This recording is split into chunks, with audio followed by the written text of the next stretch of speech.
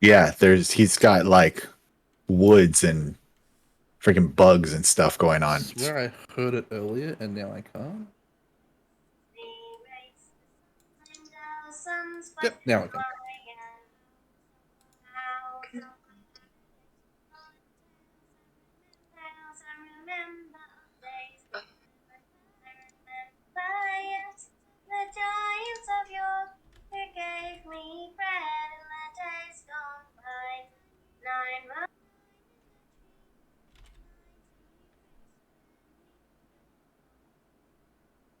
Okay, welcome everyone. Holy shit! What was that? Sorry. The music. Yeah, I've never I almost thought I ran into a cult that I joined by accident. I was like, I gotta go, guys. Holy That is cow. a Viking Edda um, that one of my kids was learning in Norse lessons at primary school. So Oh, I that's thought I'm cute. going to grab that, and you'll hear them do a few different things for the fade ins and fade outs and so on. It's already so cool. Yeah, it's called Volushba. So welcome everyone to episode. I'm going to say episode 1, but it's session 0, prequel of Wild Beyond the Witchlight. Very excited.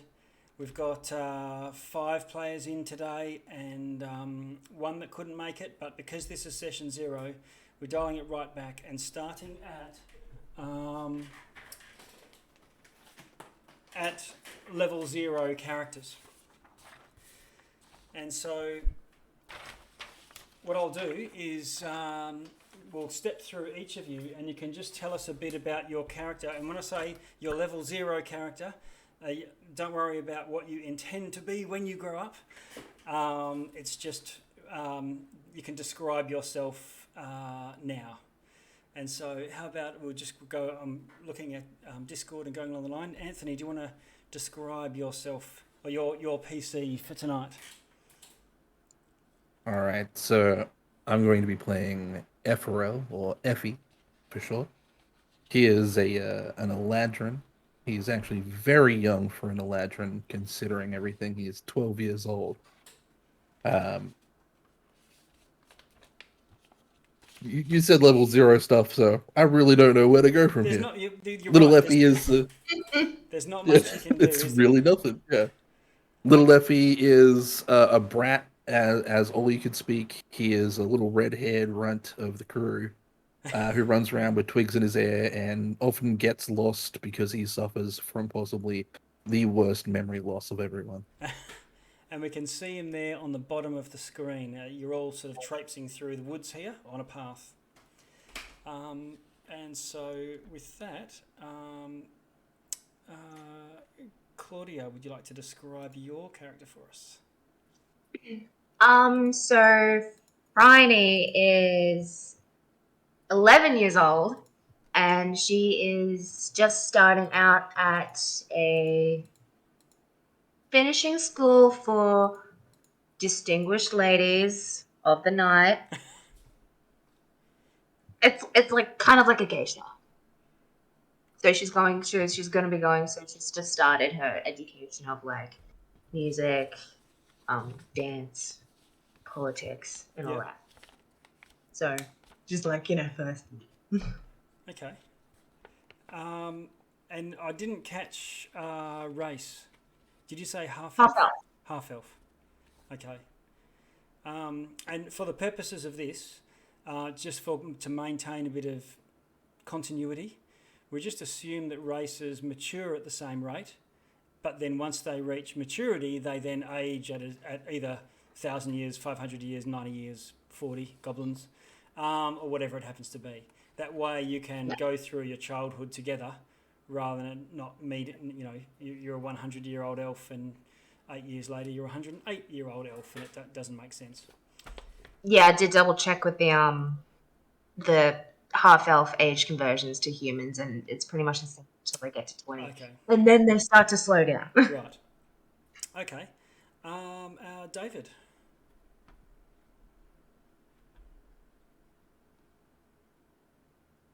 Oh, we've got no voice for you. Can I go last? Push to talk. Oh yeah, got you. Working now. Are you having to think quickly on your feet, inventing a character for us? I'm putting it together right now. I'm not quite done. I was listening a little bit. Did everybody go yet? I didn't quite catch it. You were saying earlier you were thinking along the lines of goblin.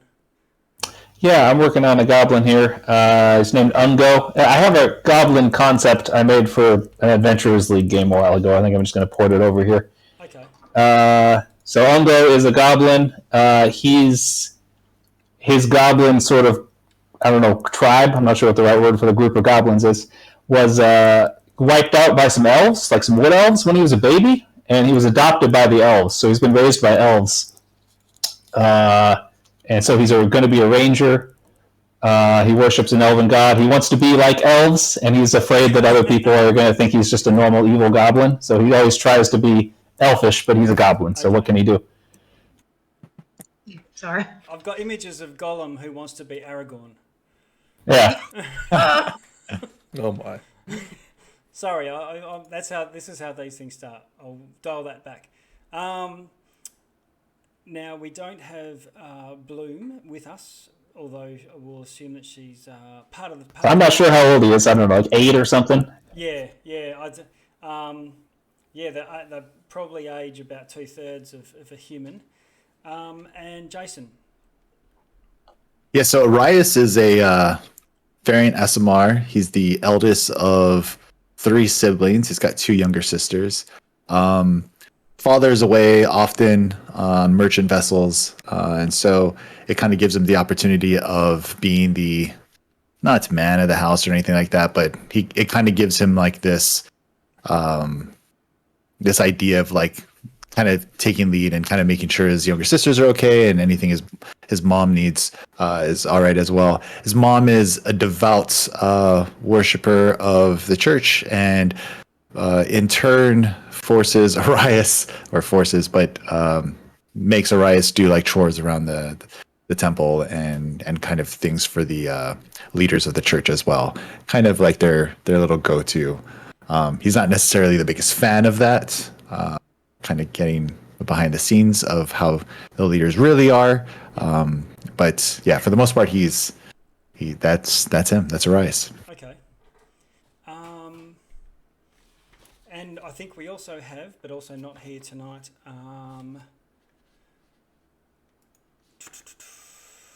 Daisy, who is a maid. I'll let her get described next week. But you've got a Daisy also with you. I think, is that right? Oh yeah, Tiefling. Okay, so would any of you have a with those backgrounds of where you've grown up? I guess what I'll do is I'll show you a handout here.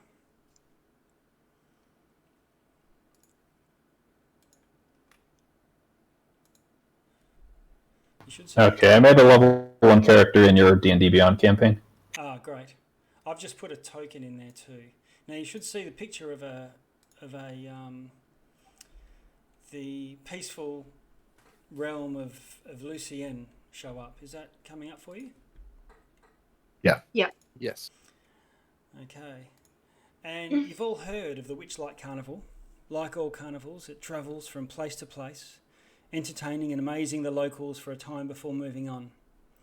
That's pretty much where the resemblance finishes, because you would also know from rumour, you're all quite young and would never have been there yourself, but once every 8 years or so, the carnival also appears, or has been rumoured to appear, near your home area, or at least an area that your family may visit from time to time if you're from a more nomadic background or lineage. It's a lightly wooded area where the Lento River, which is the river if you can see on screen, there's 3 rivers flowing south from these mountains to the north. The Lento River flow is the centre of those 3, and it lazily comes from the mountains through the twisted thickets and where it emerges is where your home region is from. So it borders where agricultural, pastoral region, farms and grazing goes on, trade up and down the river, as well as woodland type societies such as elves and gnomes and things living in the woods, and they generally peacefully coexist. It's been a fairly well protected from the mountains. Further to the north is an area dominated by barons and warlords that rise and fall like summer weeds, and every now and then humanoids come raging out of the mountains to either pillage to the north and take out a baron and occupy their castle. Every so often, like every couple of decades or so, it might happen to the south. So this area where the river meets the woods that you can see there. That's where we're set.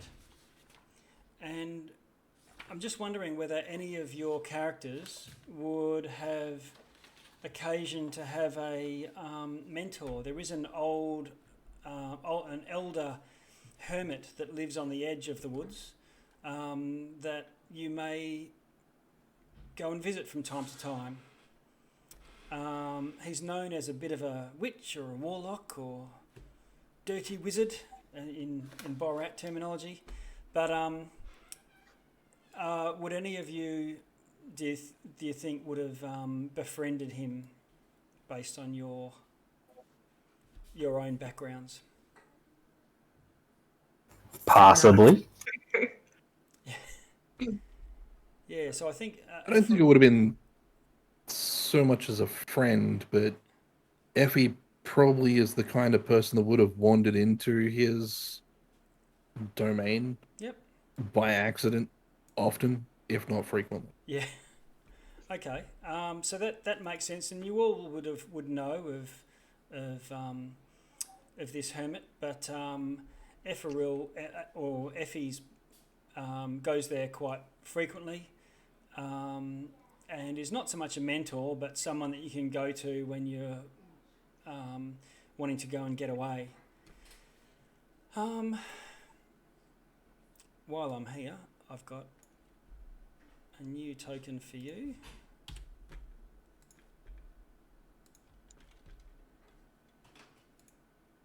For the goblin amongst us all. Dave, what's the name of your character again?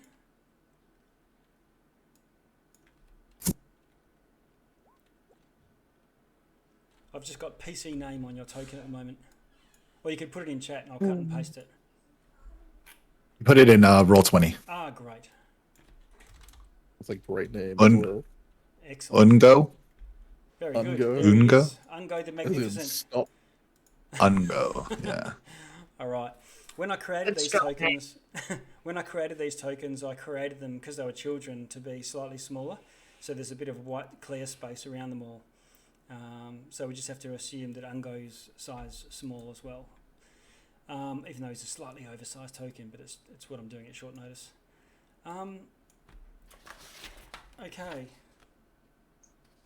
So I'll give you we've got your two categories for you that you can decide is whether you're fitting into a younger kids or older kids group. Younger kids are sort of in the 8 to 11 years, and older kids 12 to 15. Is there anyone here, if you think of, not that today's going to have any combat or anything, it's not going to make a huge material difference, but whether you're playing trying to think of yourself as your child state, as the younger ones or one of the older ones in the pack. Any ideas? How about you, Effie? Well, Effie's 12. 12, okay. Which he'll constantly remind you of. Right. And what about you, Ungo?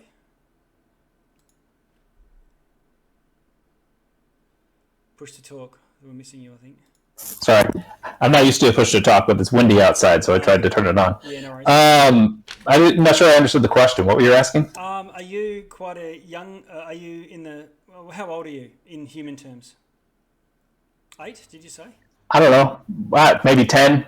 Yeah. As a goblin, I imagine he's probably a little younger than that. Maybe like 7 or 8. Phryne? Am I right there? 11. Phryne? Friday's 11. 11. Eyeballing my. Yep, great. And Aureus. Rias is, Nice. I guess, we can't double up, right? So if someone's 10 or 11, we can't be 10 or It doesn't 11. matter. Yeah, it doesn't matter at all. Oh, Think of your. okay. Arias, he's a solid 10-year-old. Okay. All right. So the 3 youngsters with Effie, and you've had an awesome summer. Oh, one thing is you also get to pick a proficiency, one proficiency. So while you normally pick loads when you're level 1, you can start at this age with having one skill. And you might have a skill like, I don't know, climbing or athletics or swimming or something. And even though you might be skilled at something now, you may lose that skill through inactivity, inertia, lack of practice. So you don't need to carry that through to adulthood. It's just for tonight. And so you can decide what that is. I think most of you probably had to think about this already. Arias? Yeah, he's proficient in climbing. Climb, okay. So I'll say athletics. I was gonna say swinging, but I don't think there's any swing sets around. But no, Yeah. swinging and jumping off the highest, higher than all my friends. Okay. That sounds like acrobatics. Sounds a bit more acrobaticsy. Do you want to be? That's up to you. You can make it acrobatics or athletics. Athletics. I'll take the athletics for climbing trees and stuff, Okay. for sure. Phryne. Well, since it's not carrying over, I think it would be pretty much acrobatics. Even though she's, being toward something else, she Yep. enjoys that, No getting problem. Yeah, so if you imagine someone who, I don't know, does their PhD in something and becomes an academic, they still might have been an adventurous, active kid that had nothing to do with books up until a certain age. She likes to sneak out, hence why she's coming to the club. Excellent. Okay. Haven't we got? We haven't got you, Ungo, and your proficiency. Go with perception. Pick up these other skills when he gets older. Yeah. Okay. And Effie. Talking relentlessly, so persuasion. Persuasion. Great. Okay, so we've got a bit of a mix of a particular set of skills in the gang. You've got your racial traits other than proficiencies. So you can see in the dark, but you might not, speak infernal if you get a free language because of your race. Or you're not proficient in longsword if you're an elf. So proficiencies you don't have, but any other racial abilities, we can play it by ear. You've got them. And lastly, you get to have 2 items in your pockets or in a pouch or something. They just have to be worth less than 1 GP and not be a weapon. And I think just within reason, nothing too large. It should fit in your pocket or in a small pouch of some sort. You can have a sack as well. You don't have to write all this down. I'm just, you've got a bit of food on you and maybe a small water skin. This is for your adventures when you go striking off into the woods. And you've got 1d6 coins to start with. For Effie, he's got 1d6 silver, and for the other 3 of you, you've got 1d6 coppers to your name. So you can roll a d6 directly in roll 20, and then just record that somewhere. And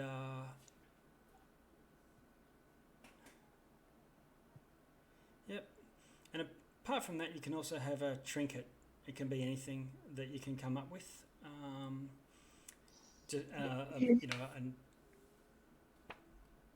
something that you might have found, whether it's a coin or a gemstone or a shell or some memento or something. Okay, I think we're all ready. Trinket. I'll leave it to your imagination as to what that trinket might be.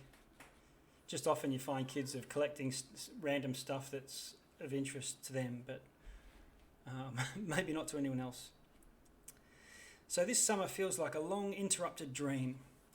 Together you've slid down haystacks, run barefoot through the daisy dewy meadows, leapt from ropes and into rivers, fished with jars and undertaken dangerous escapades.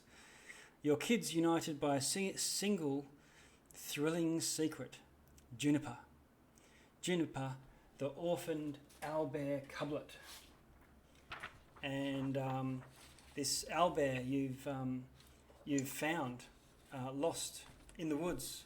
I think it was one of you had come across this very young owlbear, probably orphaned or who knows, and lost asleep and tucked into a fallen log. Throughout the summer, Effie, you were out in the fields one day with Juniper, and two of a farmer's dogs were chasing poor Juniper, and you managed to haul Juniper up a ladder into a haystack, into a barn loft, and hid there, avoiding the dogs as they went sniffing all over the place and then ended up loping off. Phryne, there was a period only a couple of days ago when Juniper was limping, and you managed to find and dig through all the soft feathers of Juniper's paws and found a thorn to pull out. And since then, she's sort of come to you for any ailments or maybe just a bit of a scratch. Arias, am I pronouncing that right now? Yeah, that's perfect. I'm getting there. It'll take a while. You were running along with some of your friends, and Juniper had climbed a tree and was running along the lower boughs chasing squirrels, and she ended up tumbling and falling, and you managed to catch her, saving her life, you've told everyone, as you caught her bravely as she came sailing down towards you through the foliage. And even Ungo, there was a time when Juniper's very curious, sort of owlbear cub, and she went chasing rabbits down a rabbit hole, and you, being the smallest of the group, as in a child goblin, managed to shimmy your way through another of the rabbit holes and scrabble away and help free Juniper from her stuck, Winnie the Pooh style. And so you've all got this secret of this cub that you've kept away from your parents. No one knows about it except yourselves. You've got a bit of a hideout somewhere on the edge of the woods. And you found her one morning lost, shivering, with nothing but a wooden tag around her neck, which has identified her to you as Juniper. So this is odd. She's not a wild cub. There's a name tag.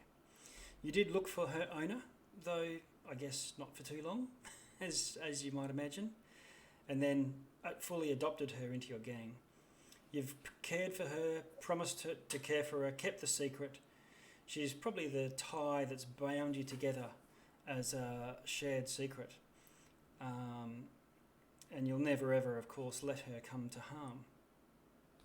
So while this is an introductory adventure, where you're creating your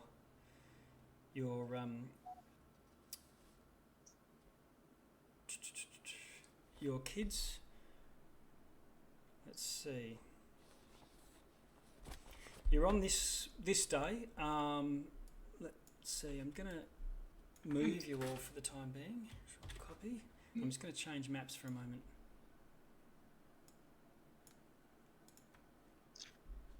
I am already obsessed with Junie.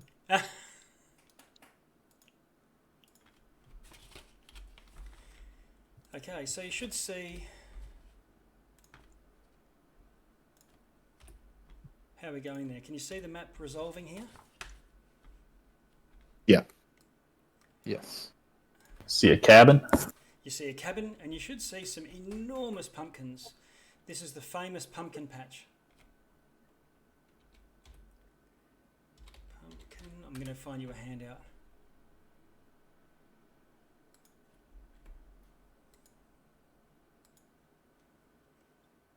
Here we go. You should see this come up on screen now. You're outside the house of Medric Roslov. And Medric Roslov Effie is the hermit at the edge of the woods that grows pumpkins.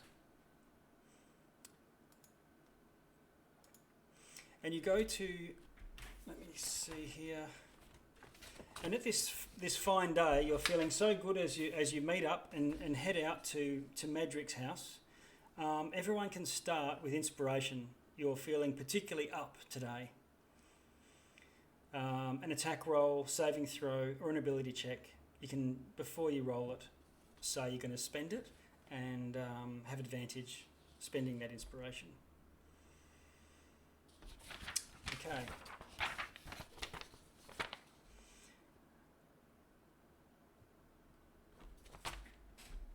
Weeks have wheeled by, days turning shorter. I'm just doing a bit of a prequel up to here. And the summer has ended. Rain has now started to force many of your games indoors.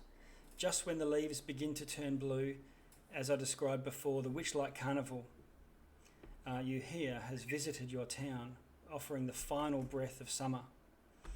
When you see this, you can hear other children and villagers point to the sky, and you go running off from, we'll leave the map where it is for now, but from Medric's house, go running off across the fields as you see up in the sky a shimmering glow and a portal opens, and these Pegasi with a wagon attached come sailing through it. And everyone, your jaws are on the floor. You're watching this Pegasus chariot come wheeling around above you in this huge circle. And it seems to be drifting like this giant blue ribbon, maybe 10 feet wide. And it runs a huge ring. And as the ribbon lands on the ground, it turns into a river. Okay, so just at this point, the internet broke in my house, and so it all froze up. I describe, cut a long story short, I describe how the carnival sets up, and the characters chase Juniper across a log across the moat that surrounds the carnival and go to sneak their way in. And we pick up where one of the youths is trying to buy their way in legitimately, the only one that's got any money. So we will pick it up there. He's going to walk right up to the counter and just slap his 5 copper on the top of it and be like, 1, please. Okay. He looks down at you and says, "It's the wrong type of metal." It's all I've got. Well, come back tomorrow. I'm sorry, I missed that. What'd you say? He says, come back tomorrow. My coin back then.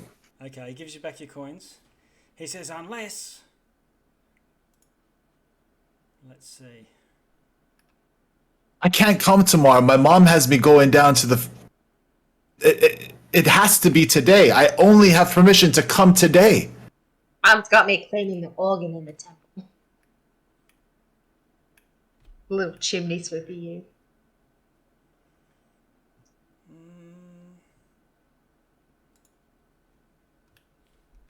Bit my wings on.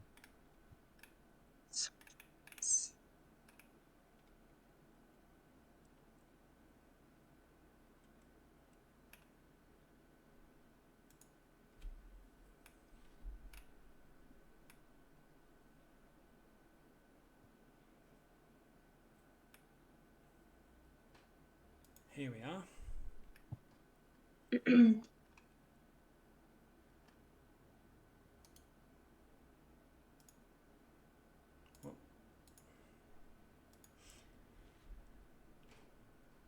There's the ticket.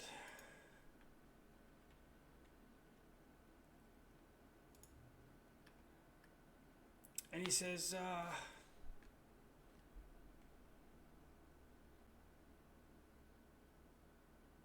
he looks down at you and wrinkles his nose. Harsh.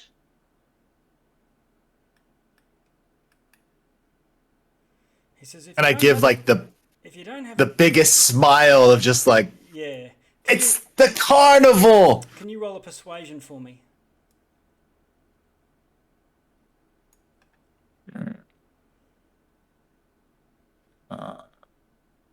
So he's a really good kid. I promise you. I swear he's one of the best kids I've ever met, Oh. and I will look after him. Okay. He says, because I'm such a swell goblin, I'll let you in if you can make a promise. Let's see. What's the promise? I'll get you to roll a d8 for me. Uh-oh. Okay. Don't roll a 1. That's always bad. How'd you go? Oh. While you're in the carnival, each person that you meet, not people you pass by obviously, but anyone who greets you or meets you, you talk to, you must first compliment them. What's a compliment? Praising something about them.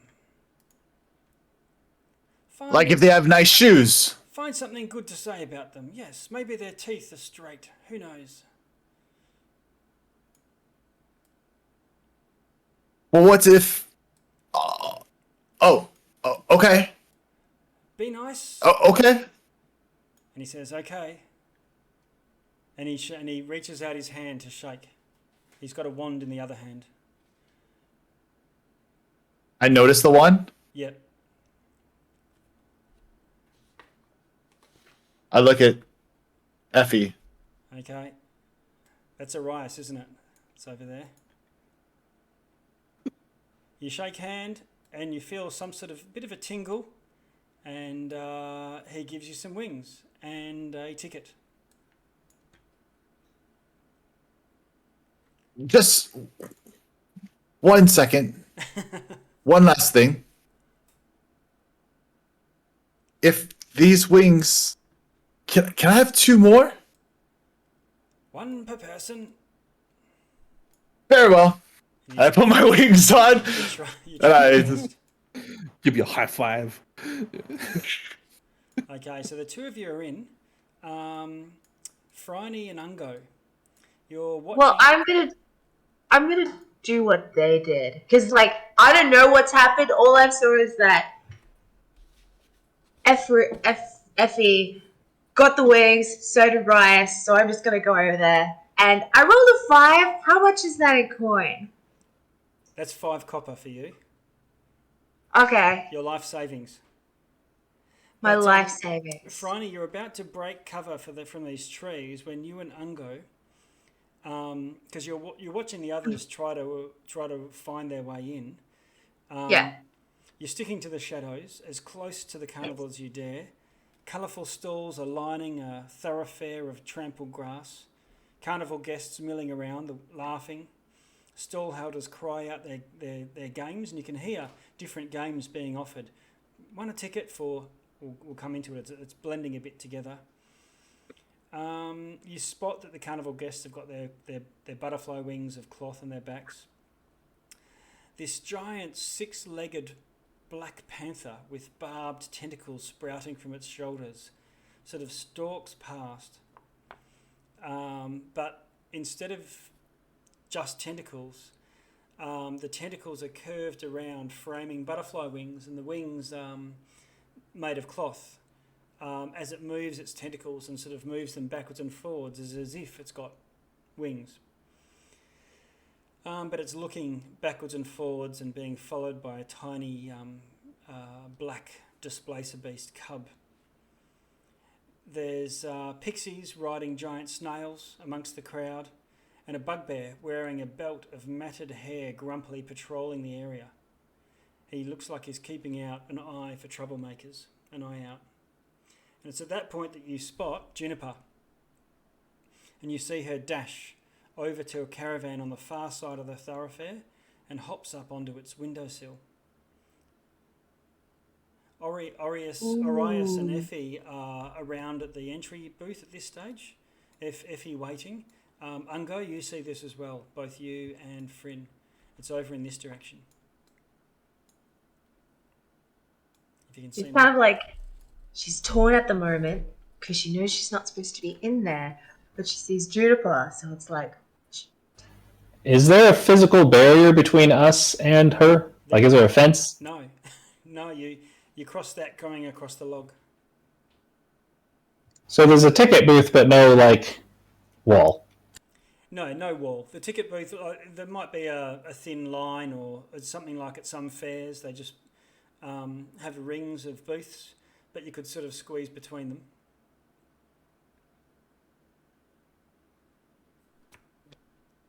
Okay, well, I mean, I feel like Uncle would probably just run over there to her. Okay, make a dash. Yeah, Bryony's gonna run as well. It was like either she goes or she doesn't, and she's like, Can I try to scurry so that I'm, like, running behind stuff as much as possible? Like, Okay. You can either roll a stealth and have advantage because of your size difference, and you've got plenty of guests. I don't have them on screen, but there's plenty of guests to try and take cover from. And both of you can roll a stealth with advantage. Arias and Effie, you spot them. Because you know Hello? where Yeah, they are. run. not stealthy. All right. Yeah, let's get out. We should go help him. Right. Let's I am get not out. trying to be stealthy. I am just like, Juniper. Okay. All right. So Ungo manages to flit backwards and forwards and in and out the feet of patrons, whereas Phryne, you sort of start that, but really I'm you're just- making a mad dash. Pretty much. Okay. No, like, no stealth. Okay. Just run. I just saw your zero stealth roll. I was like, what was that for? Oh, stealth, yes. I'm going to move this to another Didn't area. even... I rolled a crit one. I rolled a 1. It was a critical failure. Ooh. screaming the whole way there with your arms, like, waving in the air. Yeah. Juniper! Pretty much. I'm like, Genie, gotta get that bug. Gotta get that Albert. Okay. Can you see this coming up on screen now? Yes. Yes. Looks like you're in a bit of a sideshow alley type of area. You spot Juniper and she dashes over to a caravan on the far side. You're following her through the crowd, and she hops up onto a windowsill of one of these booths. You can see there's wooden boardwalks where you can walk along quite high and get access to all the different events going on. But there's also the main street up and down where people can take their time and take it all in. She hops up onto the windowsill, and this clown wearing a black and white suit sort of runs over to the windowsill, and she jumps up into his arms, and he grins with delight and gives her a snuzzle and draws the shutters closed behind him. Brody's just gonna watch in horror. I was like, I just look at Ungo. I was just like, what? I What guess was she's that? okay. She seems What? okay. But Did that she's clown gone. steal her? No, I mean, no. Yes, no. I think we just I don't gotta think so. we just gotta ask this guy about it, you know, like we don't have much of let's Yeah, ask him. Ask him. it's ours. Yeah. if G belongs to him, then we can't really take him. Take it Juniper back. doesn't belong to him. Juniper belongs to us. What are you talking about? That's Junie. No, but she had a tag on, so she's not wild. Yeah. And finders keepers. First rule of everything. Animals don't belong to anyone. No. I saved her life. She belongs to us. I can't Okay, believe you you're go just ask. giving I'm up gonna- on Junie. I'm gonna hide here. So the area that you're at is I'm using the numbers here to identify which wagon you're talking about, and she's gone into this one number 8 here, which I've put you in front of. So Arias will go right up to it and kind of bang on the door with the stick that he has. Well, there's a sign on the front, and it says "Knock for Candlefoot Story Hour, cost 3 carnival prizes." Yeah, he just knocks with his stick. Okay. Are you the kid that carries a stick everywhere you go? Oh, we talked about this while you were frozen. Yeah, we all have sticks. We all are. I don't Yeah. have a stick, but they all have sticks. All right. I don't know what world you think we're coming out of our house and not either coming with the stick from yesterday or picking up the stick that we had and we left it at the side of the house. Like that I stick think is it was with a us. particularly good-looking stick. So Good Yeah. whacking stick. good poking stick. I'll stand behind. Right. I'll stand behind him, arms crossed, like that's our owlbear. You know, like trying to impose some kind of intimidation. I guess. Just gonna bring Ungo's afraid of being caught with no wings, so he's gonna So try am to I. find I'm a good gonna spot to hide hide. Okay. It's true. I'm kind of just like in between the stalls, kind of just like pressed against the side of the thing. I was just like, but listen, I won't get caught because like they can't see my back, but I'll listen. Okay, so Fryn and Ungo are sort of hanging back so that you're not as Hopefully don't get obviously caught. visible as trespassers. Mm. I think, was it Effie or Arias that's tapping with the stick? All right. Arias. Arias, okay, so whack, whack, whack. A shutter opens and this clown's face appears. I've got another handout for you, but in the meantime, he says, yes, have you have your tickets? Sorry, could you describe this clown real quick?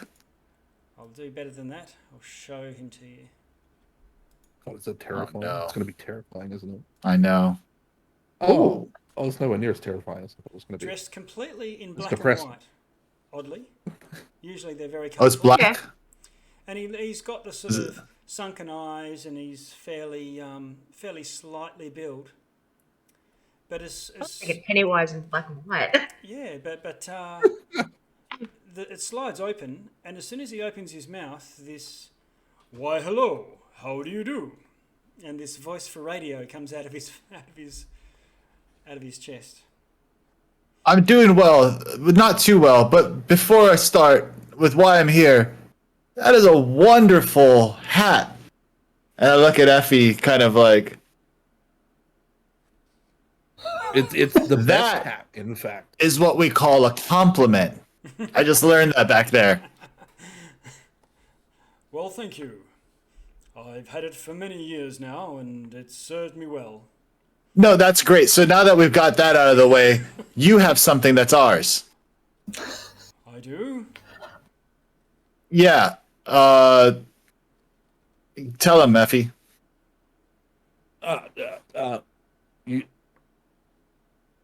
Junie, our bear. Sorry, hang on. Let me start over. Hi,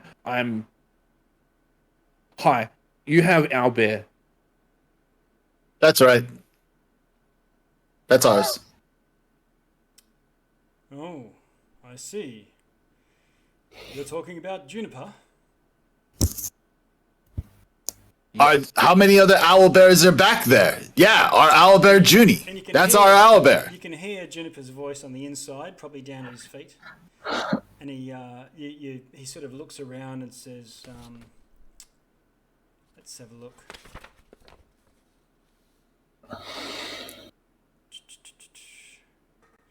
There's a good girl. You came back to Uncle Candlefoot, don't worry. Daddy will be here soon to take you home. He says, I'm sorry, kids, but his owner has been looking for him for days. Wait. Wait, haven't we had Juniper for like a month or something? Or months? Or let's say, then he says weeks. Or Oh, sorry. Because I'm like, hold on. Liar! Sorry, okay. It might have been a week or so. Sidebar. Guys, quick. I got night. Before it goes, quick. Sidebar. I pull the group into a huddle. Look. We rescued, saved, looked after, cared for Junie. Now, I'm not an advantageous man. I think you're boy. saying. Reward. Yes. Maybe. Ungo's like standing below the cart, you know? Yep. He's like, she's home. She's fine. She's fine. She's home now. Yep. That's true. She's home. I thought you were gonna, mention stealing her like too. He says, why don't you come in? And he opens up the door. And with the open door, you can see through there that Juniper is there, and she's got her beak half buried in a bucket of marshmallows. No. Don't mind if I do. Walk in, pick up a marshmallow, no worries. It's Junie's favourite. Oh, you've used the same nickname. Look. Ungo will stick his head in the door. Can I come in? Why So will I. Okay. So now he's been invited by an employee. He's good. Yeah. So much for stranger sitting down danger. on a chair. And while Juniper is greets you fondly, shows no sign of wanting to leave. And, Well, I wouldn't want to leave either. constantly Marshmallows. attracting Candlefoot's attention. So Candlefoot turns a bit of a stern face on you and says, "So now's the time. Tell me the truth. How did she come to be in your care?" We found her. Yeah, more importantly, how did you lose her? That's the question. If you care about this wonderful, our pet, our friend, you shouldn't have lost in the first place. And the first rule is finders keepers. Bridie's just gonna be like, Well, I'm sorry to hear that, but you may not want to repeat that to her owner, who will be here shortly. They've already been summoned. However, I'll tell you what, you have earned a reward. I'll just take these marshmallows. Two of you have wings. Does that mean you have tickets? Yes. Tickets. But he's I'm going to obviously- tear off half of He's mine. obviously astute enough to look sort of frowningly at you other two with no wings on. I'm It was sorry, emergency. To help Judy, Juniper. and I just ran. It was an emergency. He says, "My gift to you, young ones, is staff have at their liberty to give out temporary passes, and here is one for you, free of charge." And he gives you this dandelion. It's, got ready to blow. And he says, "Tuck this into your top pocket, and instead of having a ticket, that you'll be recognised and not turfed out on your buttocks. And you can even use the dandelion as a way to partake of some of the activities that are to be had in the carnival." Excuse me, sir. Yes, young man. So, I don't know if you realize, but we have wings on, right? Yes. So we had to pay to get in here. So we had Juniper. Juniper has been with us for months now. We've taken care of her. We've fed her. We've played with her. I rescued her from a tree. He rescued her from some dogs. We've had she took a thorn off of his paw. We've had a great time. He rescued her from the rabbit hole. Who knows what would have happened there? More importantly, we got here and had to pay with our money in order to get here. 5 silver from him, not so much silver from me, but still. And now I have to say nice things to people. Bottom line, we paid money to get here. These dandelions are cool, and we appreciate you letting our friends in. But we paid money.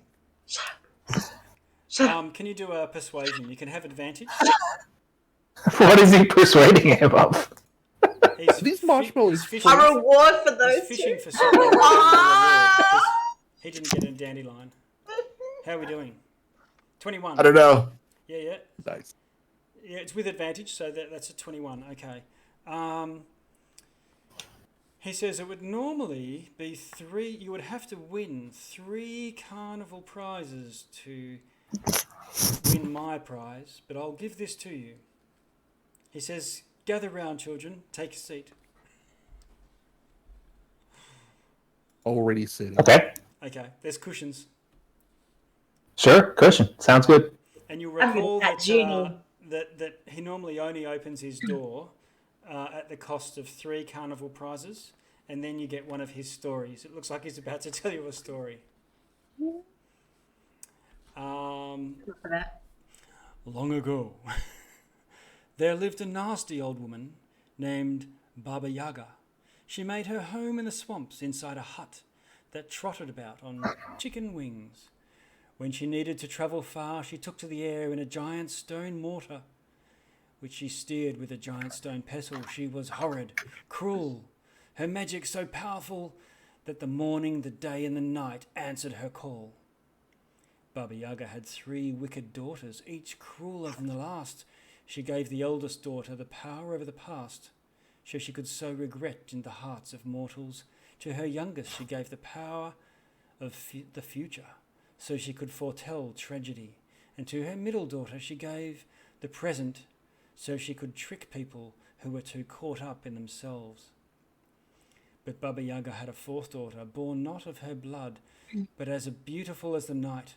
The other daughters hated her, but Baba Yaga showered her with gifts and taught her wicked secrets. In time, she ran away from the hut and took the secrets with her. It's said that Baba Yaga and her daughters still hunt her across the sky. When you go to bed, you might hear their voices whistling in the wind. He says, this story came to me, and they are all somehow pertinent to the lives of the listeners.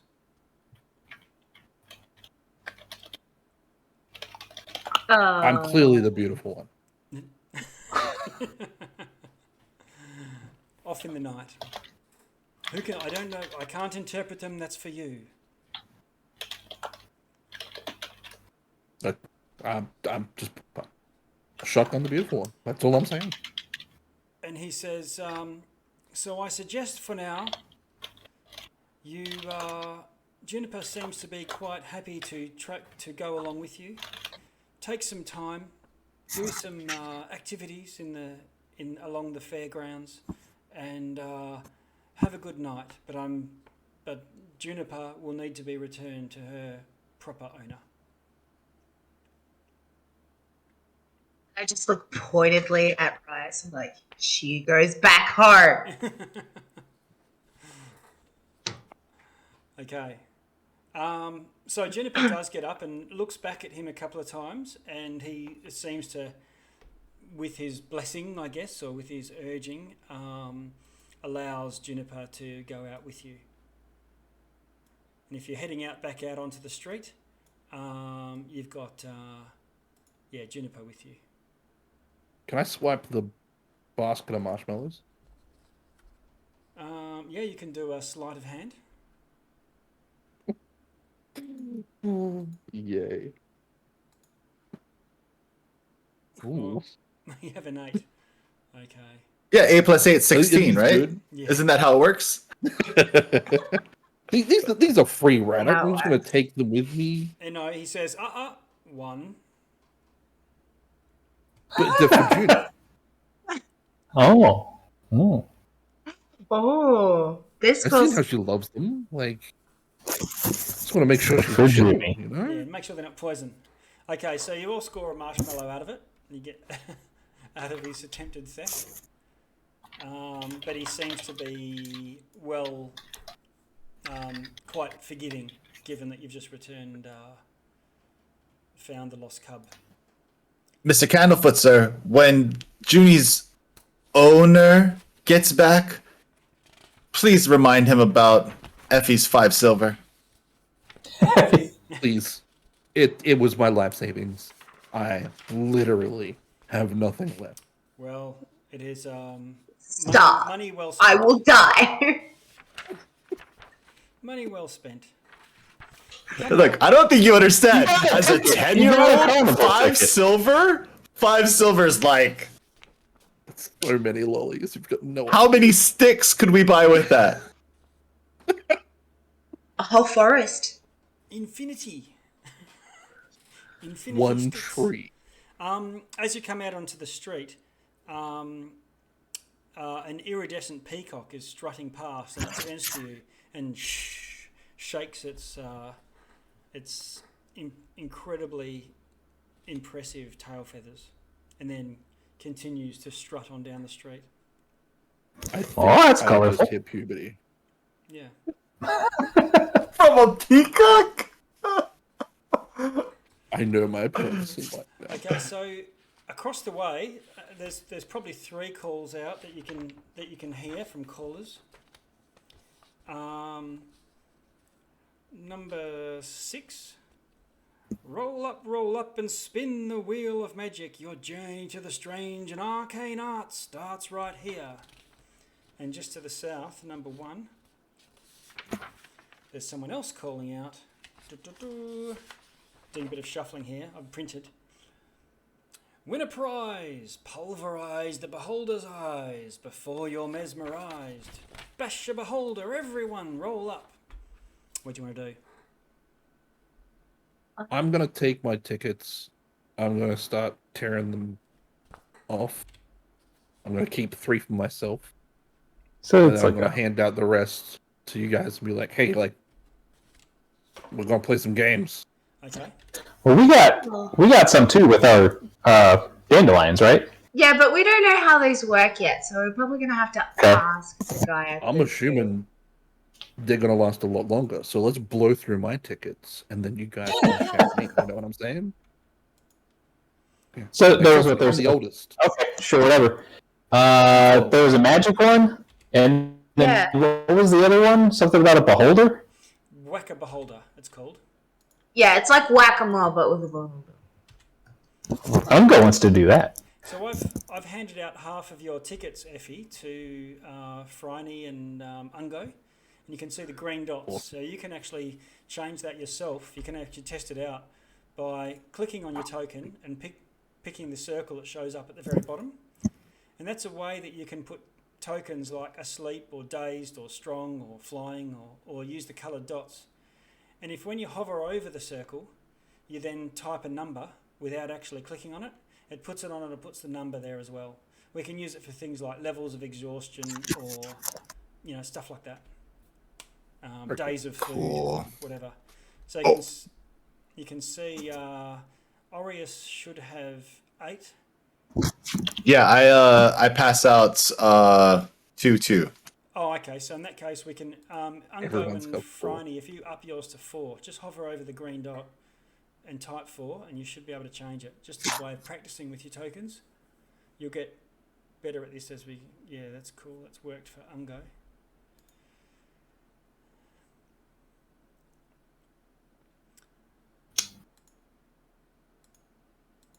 Open Nice, the okay. conditions menu and do it there, not the green dot that's on the token. can do it with anything you want. I just use the green dot because then it's all it's a consistent thing that we know that's the ticket value. Yeah, you can put things like stealth or immobile, whatever. Oh, that's stealth. I thought that was I'm a ninja. So that- Okay. Well, they do have a specific name if you hover over them, but it's just to jog your memory that you've got it. So and mine, and I might remember to ask you what spell your thing you've got going. Hunter's Mark, stuff like that. I use the arrows in the back. Phryne, do you want to try clicking your token? Yeah. And then clicking the circle underneath your token that comes up when you do that. And then Conditions menu there. Yeah, and then hovering over the green dot and then typing 4. Oh my god.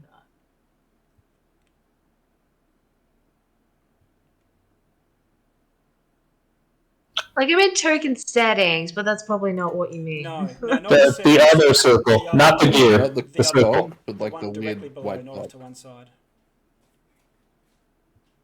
Yeah, but I'm just like Underneath. I'm clicking it. It's just You're right. Oh, you got it. no. Oh, There we go. oh god, how did I do that? Not gonna question it. It's happened. It might have been me, just saying. But Okay. you can have a muck around with it in between games anyway. It might have been me. What? That's so good. She's like, I don't know how I did it. It was amazing. He's like, it might have been me. Magic. Okay, so you don't have to pick one, but I'm just saying the two closest ones to you is like a spin the wheel type thing for starting about your that wheel. journey in the arcane arts, or bash up a beholder. Ungo, bash up a beholder. Do you all want to? Yep, Okay. that's absolutely what he wants to do. Elias? Okay. All right. So we've got. Yeah, Arias brought a stick, so, Oh, right. So he's with Ungo. Okay. So Consistent stick win a prize, pulverize the beholder's eyes. Ungo.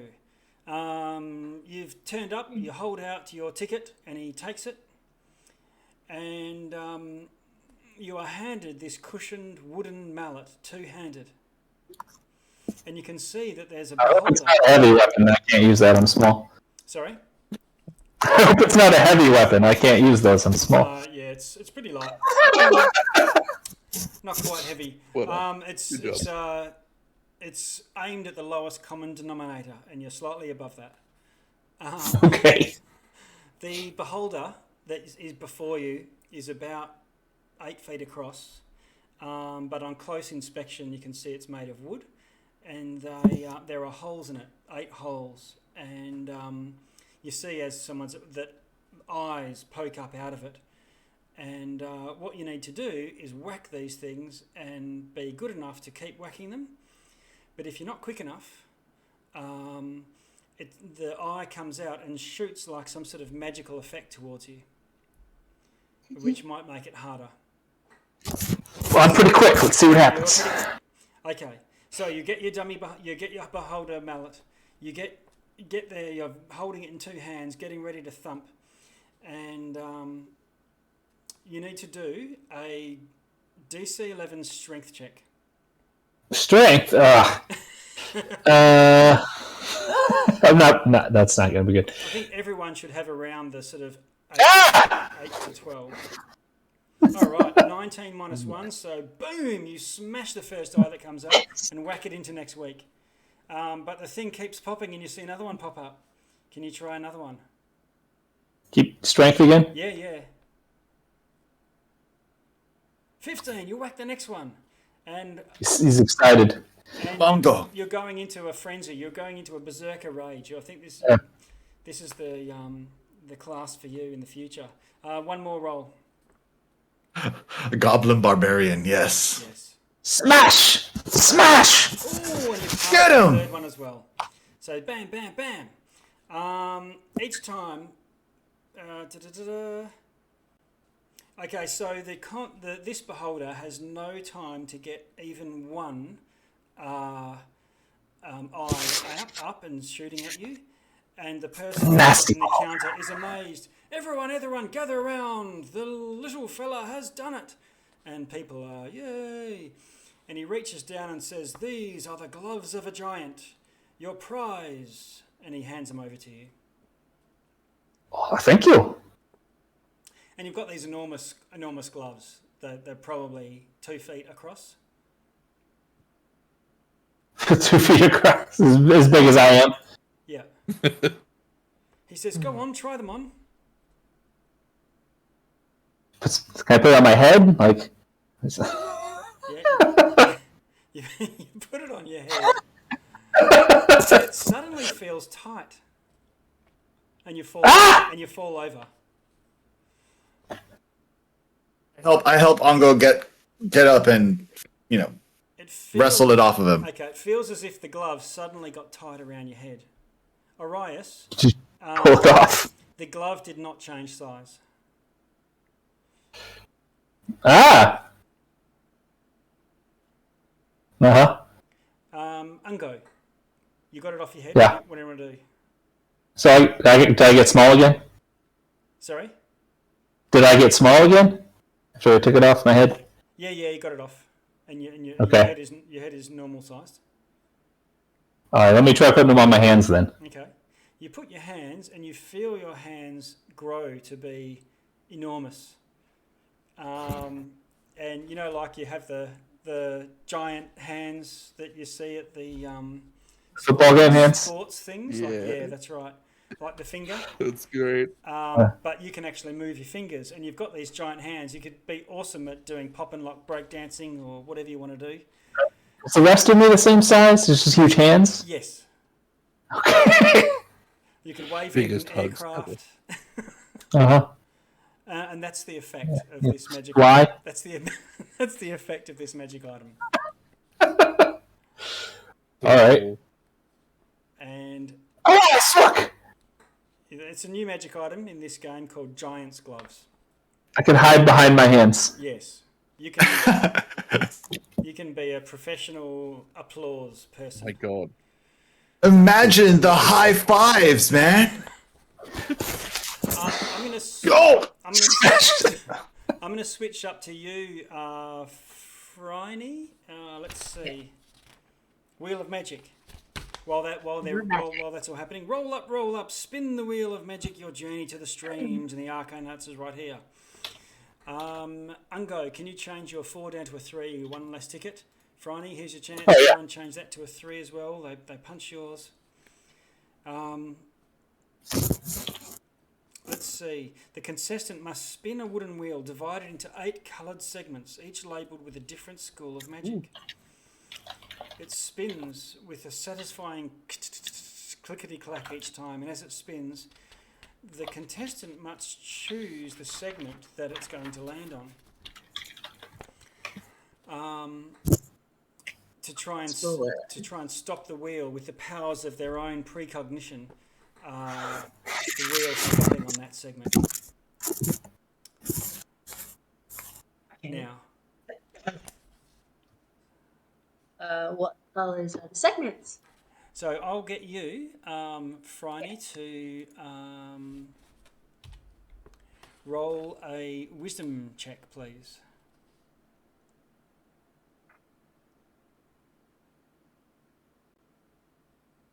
Just passive. Right.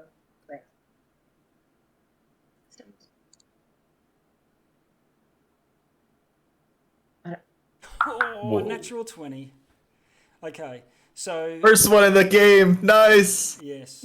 So what happens is you spin and get whatever, divination or something, and the wheel lands on divination. What school are you calling out, though, by the way? What? What school of magic are you wanting it to land on? That's the wheel. Basically, she's just a... Whatever it is, go for gold. Okay. Up to you. Okay, roll a d8 then.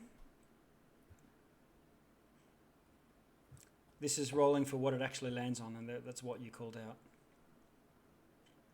A 1.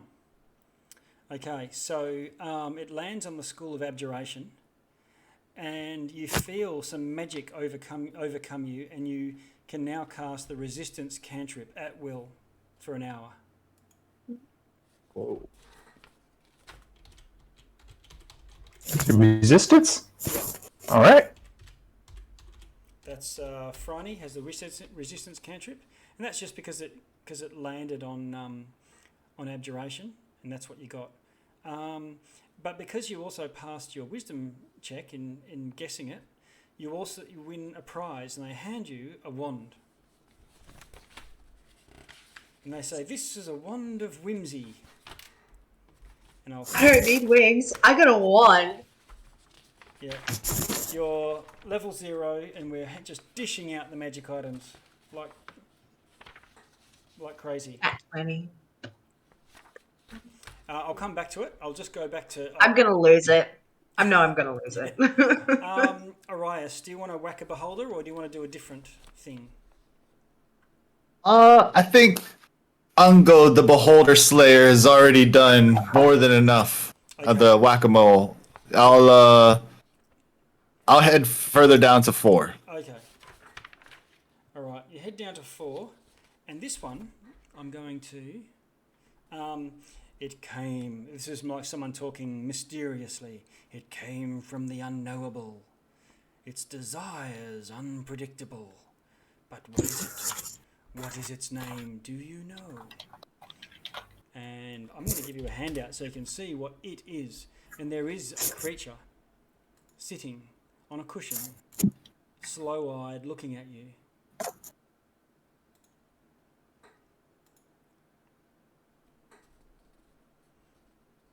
Is that coming up?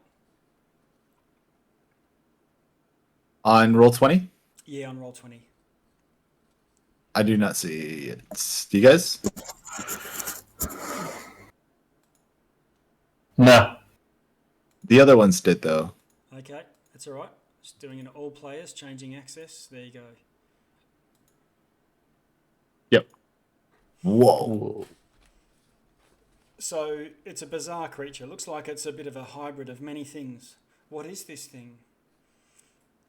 And you need to guess. Must guess the name of the silent, bizarre creature sat on a cushion. There's little signs surrounding the creature which display fragments of its name, as shown on the handout that you can see. And you can try to deduce its full name by combining these fragments together. Maybe it's a Huggabumplepede. I just took the first row there.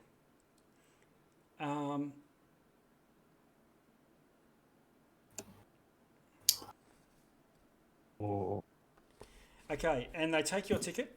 You can move yourself down to 3, and they say you get 3 guesses. Can I... Ungo! Come on over here. Runs over Yep. awkwardly. Okay. I'll be back in a second. Just running to the bathroom. No worries. Look, have you ever seen anything like this? No. No. Yeah, me neither. It looks like a dog, goat, zebra, bird, peacock, Ungo tries to do this, but his hand covers his whole face. rhinoceros. We have to guess its name to win the prize? Yes. Looks like a peacock, dog, sheep, ram, toad, rhinoceros. But you need to pick one part of its name from the first column on the handout. One part of its name from the second column. Do we recognize any of this stuff from languages we know, or No. anything? No, it's just nonsense. It all seems like nonsense, but the clever might work it out, because for every part of its name you get right, the creature will let you know. Well, he already said the first row. Just try the second one. So what are you going to go? Tum Ra Funko Plod? Sure. Okay. All right. So you say it out loud to the creature, which seems to be listening at you. It's looking at you through this sort of droopy skin. Tum Ra Funko Plod. It just shakes. Tell me Funko Blood. It just shakes its head at you. All wrong. Well, that wasn't it. Well, there you go. You eliminated a third of it. Now, you get a second guess. And the person behind the counter says none of those 4 were correct. Okay. Second try. Yeah, okay.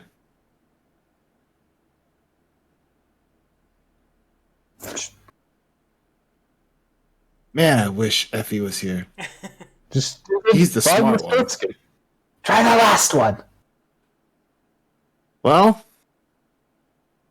look at big hands over here. He's been lucky. We'll go with the last one. Okay, so what are you going to say? You're going to say it? Bogla Stortskin. Okay, the creature looks at you and its eyes raise as if, and it gives a slow nod. And he says, oh, one nod, everyone. One of those 4 parts of the name was correct. Just one of them? Wonderful. That's okay. Do we have another guess, or do we have to give money? You get 3 guesses with 1 ticket. So 1 word from the last row and 3 words from the first row. Good luck. 25% chance. Yep.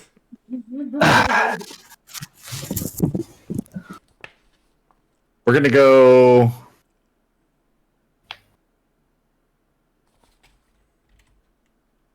Hugla Bumblekin.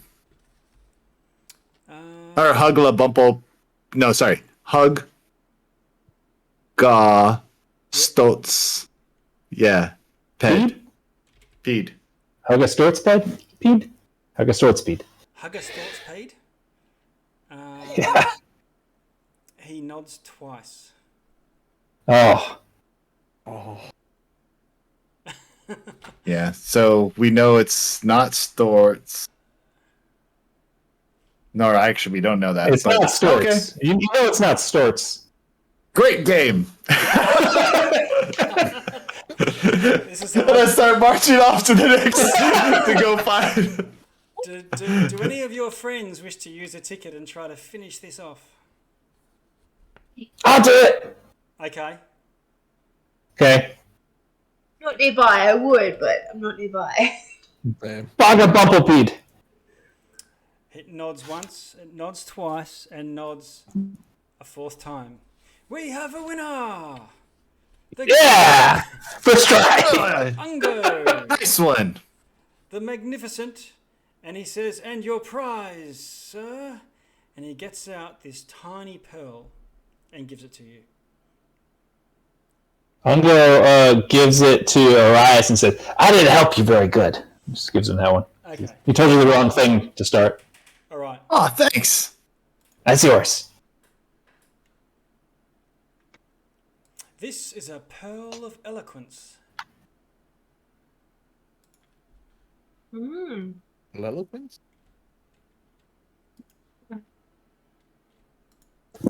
I'll call it up in a sec and read it out to you.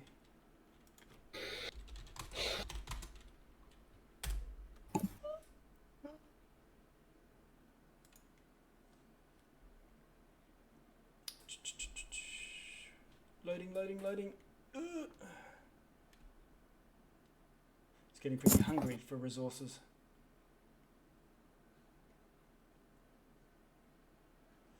While I'm at it, what I'll do is I'll paste the text for this into the chat for those of you who've got magic items at level 0 already.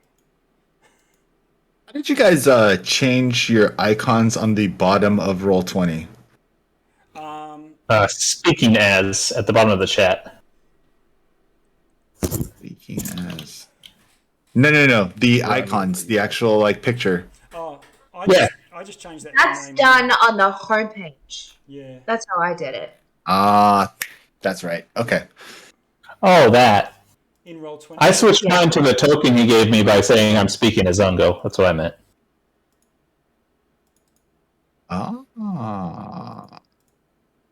So if you say you're speaking Interesting. as Arias, then it switches to the token. Yo, that's dope.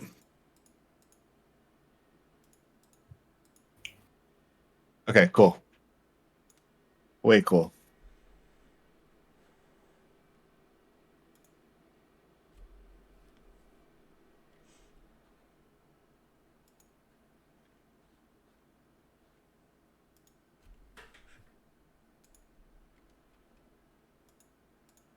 You said Pearl of Eloquence? Yeah, it is. Okay, cool.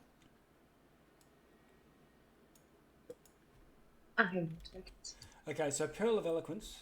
When you place this pearl underneath your tongue, you perfectly pronounce the words of any language that you speak. Giant's gloves. While wearing these oversized gloves, your hands magically expand to fill their volume. You gain no benefit from this. Wait, you said I could speak any language? No, you perfectly pronounce the words of any Oh. language that you speak. So I guess that, well, even like with the Giant's gloves, you may be able to glean some sort of benefit from it, thinking outside the box. Same with the Pearl of Eloquence. If you were trying to talk to a lord or something, you know that you're going to be speaking perfectly. So wait, I'm sorry. What does it do again? Makes you pronounce words perfectly that you know how to speak. Ah, okay. And the wand, I think, Wand of Whimsy. yeah, it has 8 charges.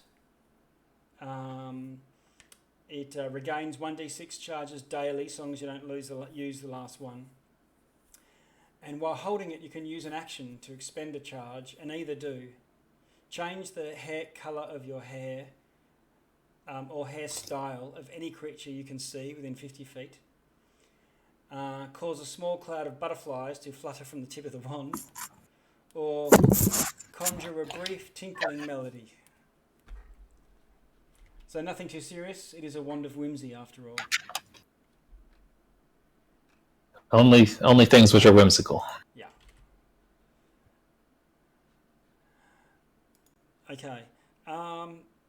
And Arias, I think you were the one that got the name, Yep. the pearl. Yeah, Effie's up. Or Effie. Yeah. Okay.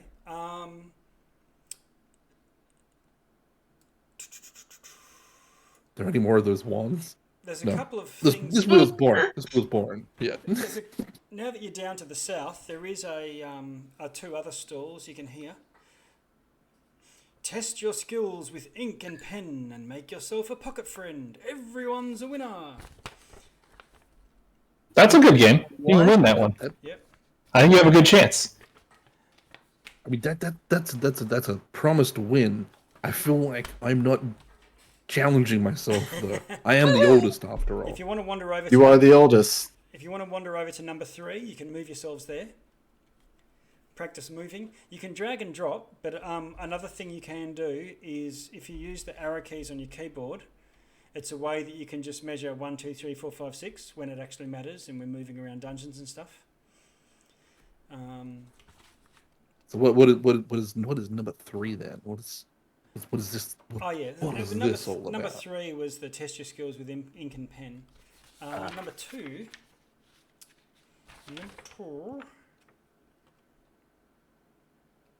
Work a beholder. Oh, here we go. There's a tent, very small, probably about 10 in 2 squares. It'll probably fit about 4 people. But there's just a curtain, and it sort of bulges and moves, and you can hear something. There's an incredible stench coming from the tent as well. It says it's dark inside. It's hairy. It's scary. It's troublesome. But is it cuddlesome? Can this fetid be Can this fetid be petted? Your fetid is absolutely stinking. Step right up and find out. If you can cuddle a creature within for 1 minute, you win a prize. Done. Done. Hell of a ticket. I'm like, I can do it. All right. So I'll just come back to put yourselves over there if that's the one you want to do. Who's on number 3? Who's the fold up? I'm gonna have to go.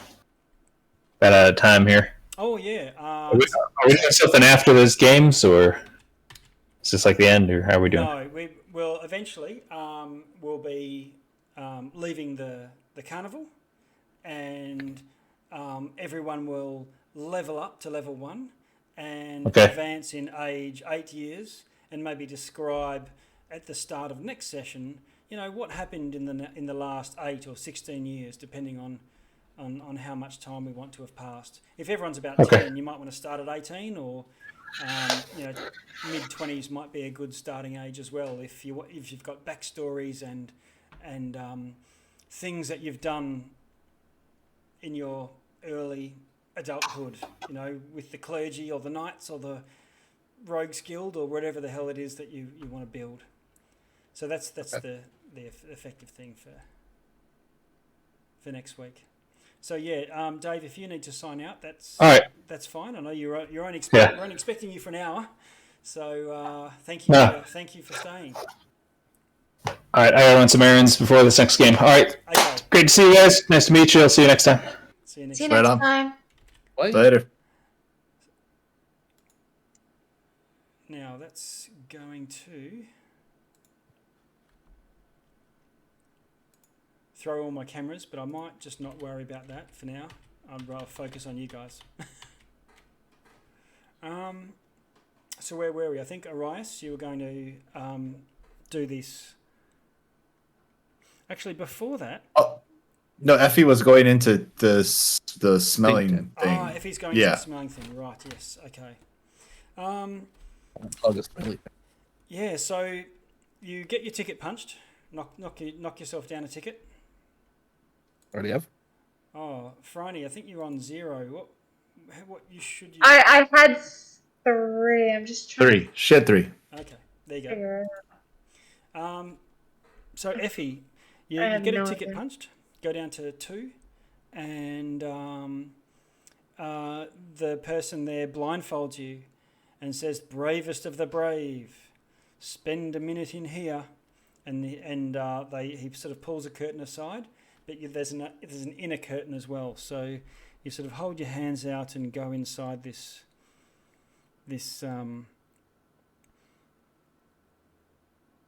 As I step in there, I'm going to pull the marshmallow out of my pocket and rip it in half and jam it in my nostrils. In your what? In my nostrils. Nostrils. Plug Okay. my nose with marshmallows. All right. Okay. So you hear this sort of like a warthog, like, and some big, hefty feet, and you feel some sort of bristles brushing across your face. Seems to be coming. Buddy, I like what I'm feeling. If you want to get cozy, I'm all about it. All right. And you can feel this sort of hot breath misting down on you. And you hear this as something seems to come in for a completely platonic hug. Absolutely, and I embrace this hug. I go, Okay. it's all right, pal. You know what? Everybody needs a hug. And I think people are getting you all wrong. You seem all right to me. And as this happens, the skin, your arms sort of sink in, and skin sort of folds over the top of your arms. And you can feel sort of prickles all around your arms. Can you do a Constitution check God. with advantage because of your marshmallow caper? That's an 11. An 11 is a pass. Nice. And you guys are all waiting there. A minute is a long time when everything's completely silent around you. And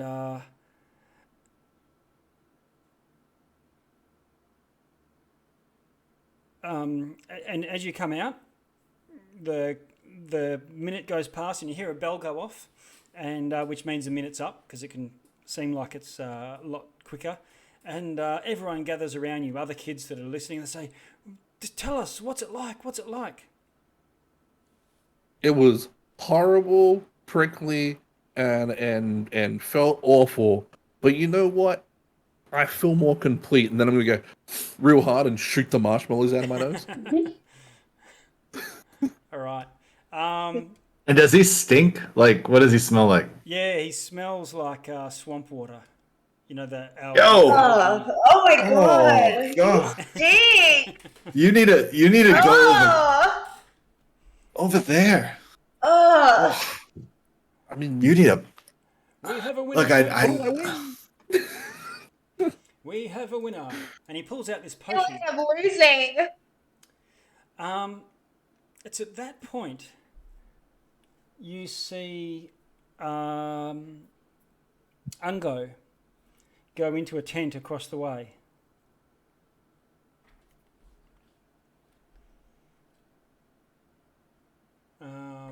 was it that bad? Disappear by himself off into a tent. That bad. Yeah.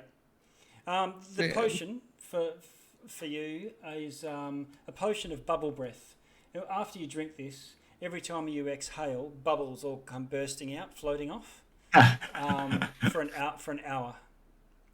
Shit's fun. Well, no time like the present. Okay. Just down the whole thing. Yeah. All right. And so every time you breathe out, these bubbles come out. You do the fake. You can do the fake cigar, kid cigar thing. That's cool. And I love it. I love it. Arias and Phryne, anything you want to do about Ungo? Where did we see him run into? He went into a tent and it says Hall of Illusion.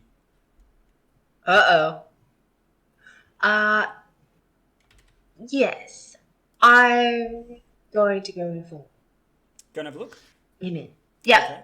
Well, I'm gonna stick my head in first, because I mean, like, nothing is as it seems, and I'm like, hold illusions, that shit's tricky. The person at the I front think. wants a ticket from you to go inside. Oh, yes, I do have a ticket. Okay.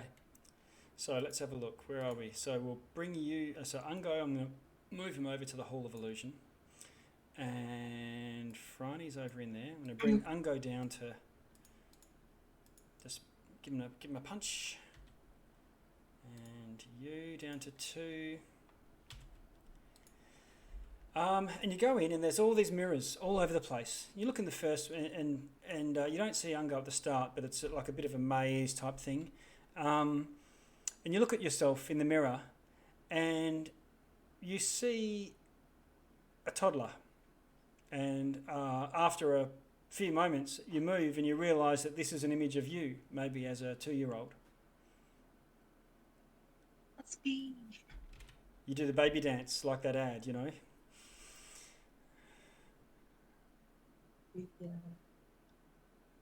So, I moved to the next. Mirror. I moved like maybe two mirrors down. Do I appear older? An older baby? It seems to be a bit, yeah, as like a 3-year-old or so. Oh no. I'm like, this shit's cool. I get to see if this is what I think it is. I get to see what I look like as an adult.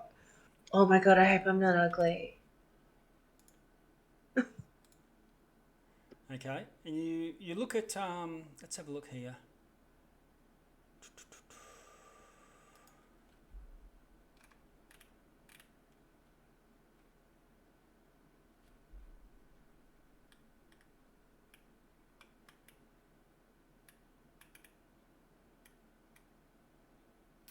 You look in the in a mirror a bit later on, and you see someone you don't recognise.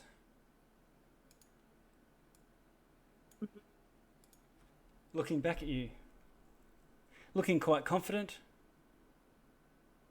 looking but a little bit world weary as well. What is she wearing? I'll get you to tell me what she's wearing, I think. Okay. Well, she is this huge frame, so she would be in black leather armor and a high neck dark grey tabard with the scales of what's that god's name? Tyr. Helvor? No, Tyr is the scales, or Kalimvor. Helvor. Yep. Helvor. Okay. Emblazoned on the chest, and then she has a shield on the back, Wow. and a sword at her waist, and a mace in her hand. So it's quite odd seeing this high priestess looking back at you. Exactly, because she's like, "What the fuck is that?" That's not me. That's serious. That's so not me. Because that is like a complete veer off from the intended path. I'm like, who the fuck is that bitch? Out of the corner of your eye, you also see.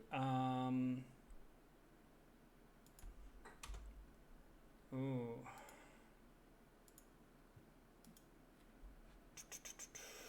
Yeah, you see Ungo, and he's got his arms by his side, and he's just staring at a mirror.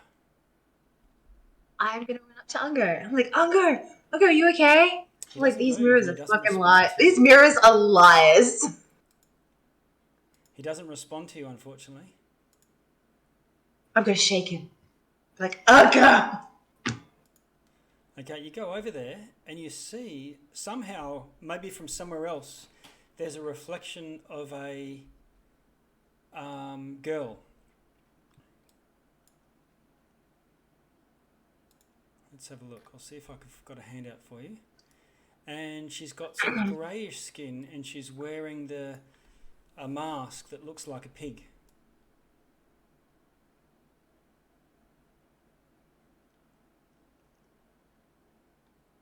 Very odd. If I move, does it move as well? No. Okay. I'm feeling a little better now. Very Okay, odd. this is just a slight tad from like unbelievable to this is kind of getting in a little creepy. I'm gonna try and pull Unger away from her. You know what? We should go find our friends because this shit's getting weird. Let's just go back. Go back. Come on. Go. I'll see if I can give you a handout for it.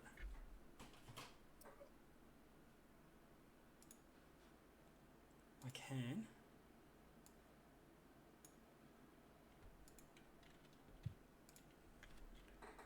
So, pig. And sorry, so you're going to try and usher him out? He sort of Yes. He sort of breaks out Even of his trance. For what it's worth.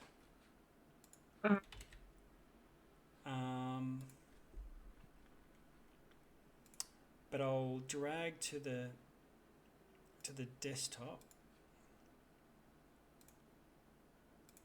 what you see.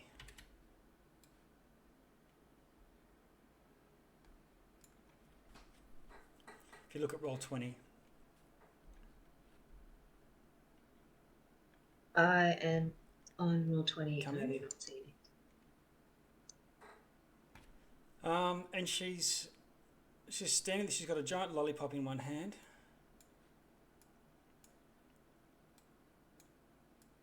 Don't like that. Don't like that. That's creepy. Don't like She's got that. a few teeth missing, black nails, and she's just staring with her head sort of canted to one side. Very strange eyes on the inside. Nope. Nope. Nope. Brian's just nope. No. No. Just no. He's done. Like, we need to go. Like, right now. I'm not going to leave you behind. Okay. But we need to go right now. She turns her head to look at you. Let's see. Can you roll?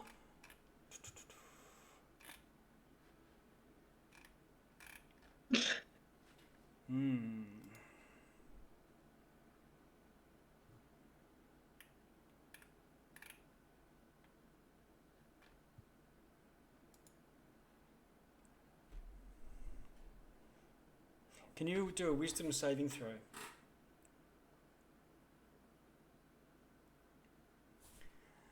And I'll let you, as well as while that saving throw is happening, do an insight roll as well.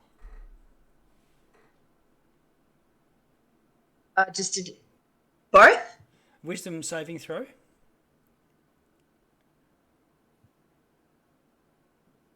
A 7. Oh, okay. And can you roll an insight as well? Oh, okay. So with your insight, you see her look at you, and you realise that if she's looking directly at you, the way that the angle is, if this was a reflection of her somewhere else in the room, off the mirror, and you were looking at her, on an acute angle, when she looked at you, it wouldn't be looking like that, and you think for a moment that she's actually inside the mirror on the other side of it. And at that point, your mind goes foggy as you succumb to something affecting your mind, and you find you black out. And after, you don't know exactly how long, but you don't know exactly how long, but you come back to your senses, to your faculties, and you can see Ungo is sort of shaking you, saying, Franny, what are you doing? Wake up. You're standing, and he's there sort of shaking your arms, and there's no sow pig anywhere to be seen. What am I feeling, like physically?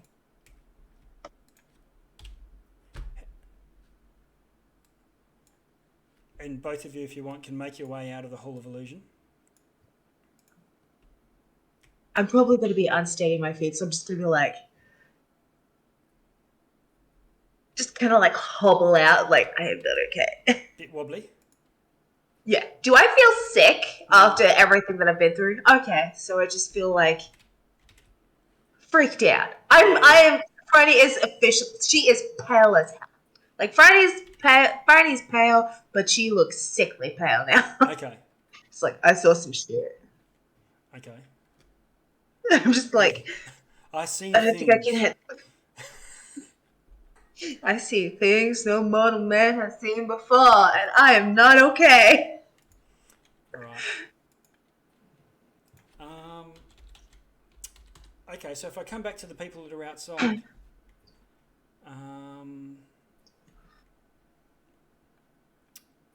anything that you're wanting to do or doing now? I mean, besides blowing bubbles continuously, Yes.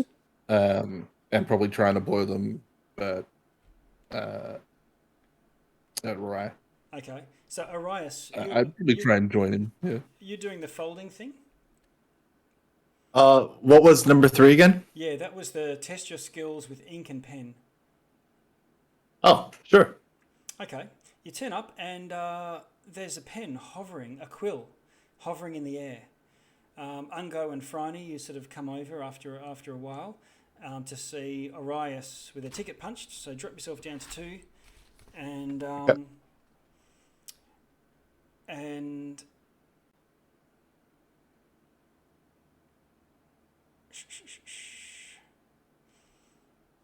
yeah, the quill's hovering in the air, and there's a parchment, and the game master there says, concentrate on the pen, using the power of your mind to draw, and you see that the piece of paper is is folded into 3 parts, and draw yourself a friend, and so you're trying to use your mind to move the pen, and you start off trying to draw its head and its shoulders. And can you do a DC 11 intelligence check? Okay. Oh, it's going to be fun. How'd you go? Oh, I haven't done it yet. Sorry. I'm...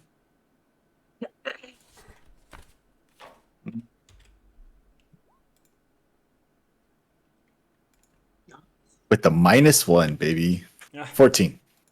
Okay, so you managed to draw whatever it is that you were trying to draw. And if you want to, you can do that in between sessions and draw something. Okay. but just like Oh. a shape. And We have art homework. yes, of a head and shoulders. And how bad? Because Juniper was You know what taking- you're gonna get is a right-click save image, sir. Can you roll? I drew this. Can you roll another one that flips over, and you just see where the two lines join up, but you don't see the head, so it's hard to imagine where the arms would actually go.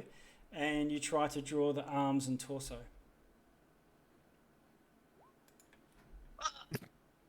With another intelligence check. Sounds about right. Yeah, 0. What did you get? that would be a 0, sir. Ah. No torso. Oops. Right.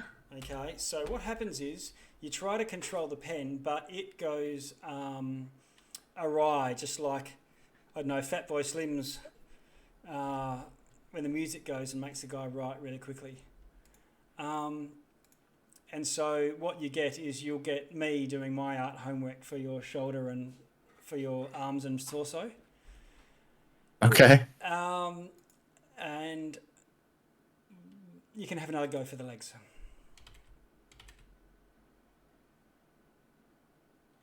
How'd you go? I don't know what friend you're gonna have, but this is gonna be some weird ass friend. 1. Okay. So you This try is to gonna draw, be an Eldritch Abomination. Yeah, you try to draw legs, but they come out as sort of tentacles. And instead of getting Oh yeah. 3 legs, you've got instead of getting 2 legs, you've sort of got 3 or 4. 1 foot sort of joins onto another foot, so it's got like a tentacle that goes in a loop. But he says, well, we have a winner, sort of. And this outline peels away from the paper as if it's just cut itself out. And it trumps over to you, Mark, and holds up its tentacle hand to give you a high five. Smack it right there. All right. And it gives you like a thumbs up, a tentacle thumbs up. How tall is this thing? Like it's off a piece of paper? Yeah, like So- like an A4 piece of paper. So it's only about 12 inches tall. So it's like a gingerbread man of sorts? Yeah, you've got a little paper. Okay. You've got a paper familiar. That is cool. Yes, with tentacles? Oh my god. Yeah. I mean, that's going to be the deadliest creature ever. It can give you a paper cut. Dude, I think those rolls were perfect. So if you just give me a head, I'll fashion the rest for you. Yeah. If it's not just like a picture of your face, I'm going to be disappointed. Wait, it's supposed to be a picture of my face? No. No. It's not. No, right? It's whatever you No, choose. yeah. It's that one's completely up to you. It's whatever you choose. Okay. to draw. I'm just saying it'd be funnier if it was a picture of your head. Oh. Self-portrait. And the magic item is called a fold-up friend.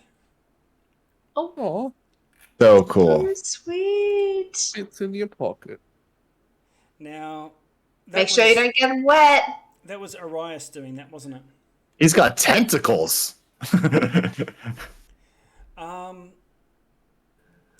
and Fryn, can you roll perception checks for me?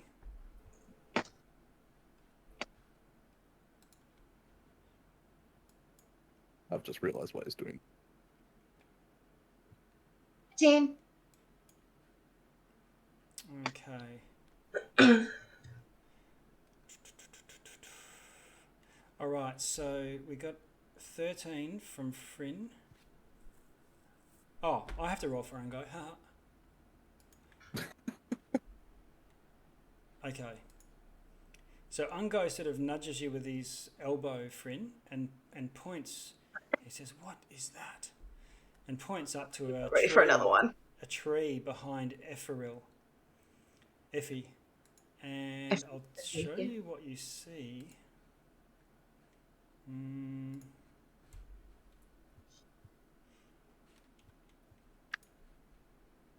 Zoinks.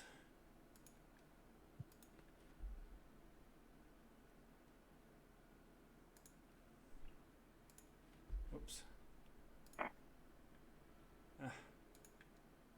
You see this tiny creature. It looks sort of toad-like, I guess. It's got enormous eyes, bedraggled hair sort of flopping down past its ears, but it's bald on top. And long arms and legs, gangly. And it's just staring down at your friends. I'm gonna nudge Effie and be like,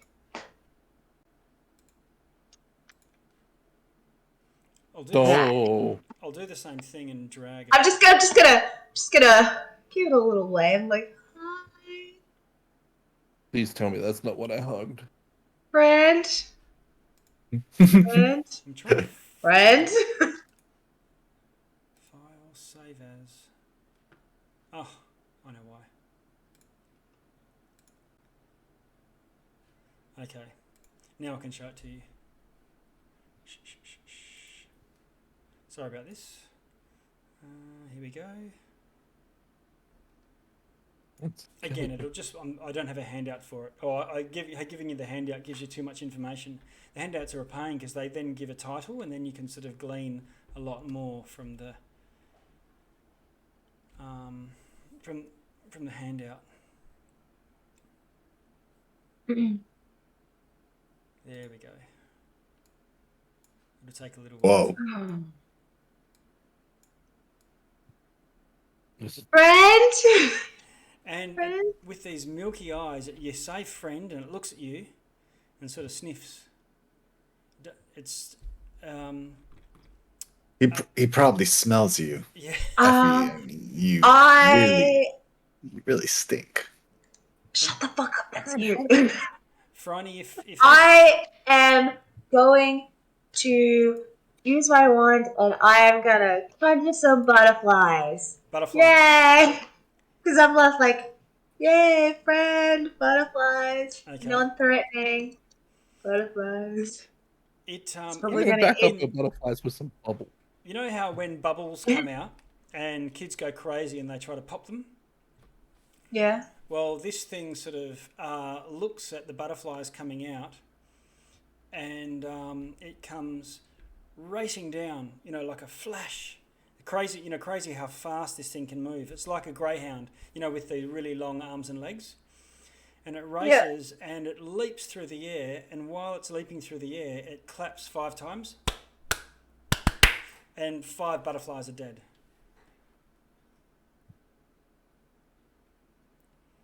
I'm gonna back away slowly. It lands, and you know how when dogs skid on wooden floorboards, it sort of spins around, kicking up dust, and races straight at Ungo, and then launches into him with a bit of a hip and shoulder. Ungo's about 4 times the weight of this thing, but it sort of bumps into him, and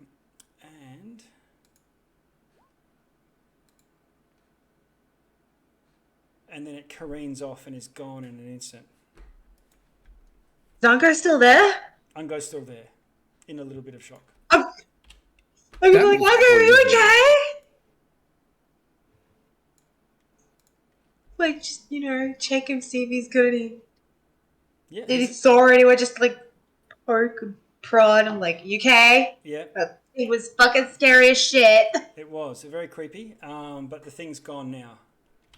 Okay. And you Did hear it take anything of yours? he pats himself down and he's not sure. Okay.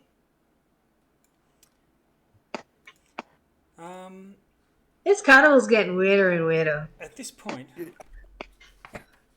I'm worried what it's gonna be like at night. it is night. It is night now. All right, that's why all the crazy's happening. All right, yeah, cool. I'm I'm fine with getting this. worried when it gets later at night. I'm like, I It's like this. past dinner time and stuff. My mom might be calling. No, I'm sorry. Yeah. Oops. The 5 Ooh, o'clock I'm gonna be shadow's gone. trouble. You hear this voice. Well, now, what's this? I'm just like, after everything I've been through, I'm just gonna like seize up, like, not ready. Just like, what is it now? Well, And this is an Effie. I'm thinking about changing it to maybe burrito. you see Could this be a lollipop. long, lanky clown.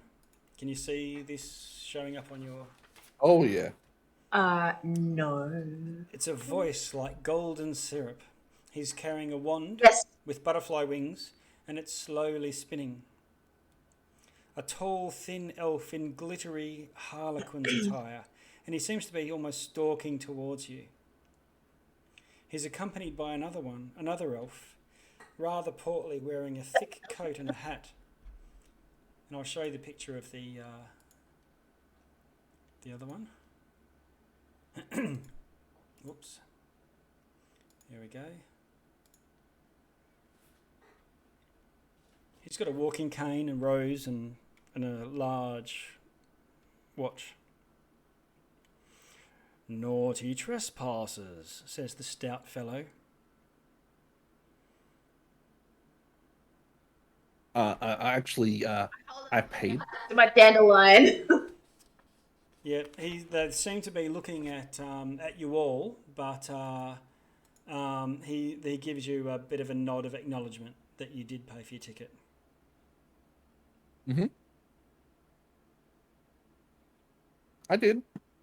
I did the good. And I just kind of shout out, holding my stick up, "Nice stick!" Yeah. He says, so, And then that's all. what this is the slender elf that does most of the talking. So, what brings you to our carnival? Well, we came here because we were following a friend of ours, and the friend went and seen the dark black white clown in the cart over there, and he was very nice. Told us a story about a chicken house, and gave us some marshmallows, and we were playing games. That's it. Nothing else. Okay. It turns to you, Franny. Silly little screeching cricket. You forgot to buy a ticket. Yes. It was like she's stuttering because she's like big, tall adults. Weird shit that's happening. It was just like, yes, sir. Weird shit indeed. Nothing Well, free. She doesn't know any swear words. It's more just like, yes, sir, I did. I followed my friend here, and then she took off into the yard, and then we found a clown, and he gave me this dandelion. Dandelion. Mr. just Light, like, those dandelion. dandelions are so you don't get turfed while the security arrives. And Mr. Light says, I think we'd best... And he's almost as if he's looking over his shoulder and is a little bit perturbed himself. This is the owners of the carnival. And Mr. Light says, the multiverse is my playground. Nothing's free, nothing's lost. Every visit has its cost. Do I like this guy? I have And, my copper. yeah. And why do you want my wine? He says, no, keep your things, but it might be best that you leave now with your friends. Seems like a good idea. What do you think, Rias? We just gotta right. Wait, we have to take Juniper home because she needs to go home. Okay. Is she? Yep. Well, Juniper's home is right here where the entrance is, and Yes. Mr. Light beckons over, and this bugbear comes over. And the bugbear's got a belt made of some sort of rough hair, probably some sort of beast of some sort. Not like horsehair, it's thicker than that. And he's also got all these sort of puffballs. But other than that, he's just an enormous bugbear in overalls, dungarees. And Mr. Light says, "Take Juniper to his owner and these younglings back to the booth and across. And why don't you see to that tree at the same time?" And she likes pumpkin seeds at 5 p.m. Oh, you. pumpkin seeds. And with that, you are escorted, not roughly, but not brooking any challenge either, out of the carnival. And 2 of these bugbears together just pick up the log and hurl it across the river to the other side. And as we wrap up, you can hear the calliope music getting louder and louder. It's probably about midnight, so you've been here for just under half of the normal time that the carnival goes for. And you can tell that because at midnight they crown the Witchlight monarch. You've missed out on that, but maybe another time. But you can hear, it's like if you're walking past the grand final or something and everyone's going berserk inside the big top. So you're a little bit glum at missing out on the big events, but you've been down, in this, at least this prelude, you've been down Sideshow Alley. All the big events will be next time we play. Because we'll be an adult and we'll have money. So we can't get kicked out. I'm still going after Effie's 5 silver next time we're here. Somebody owes him some money. And so, I mean, I'm just disappointed that all I got was a smelly bath bubble thing. and bubble breath. Yes. You guys got wands. But You want my wand? No, we keep Are it. you sure? I'm cool. I just smell. So the design of this is, I'll show you another handout. Carnival capers. Let's see. Show to players. See if you can see that.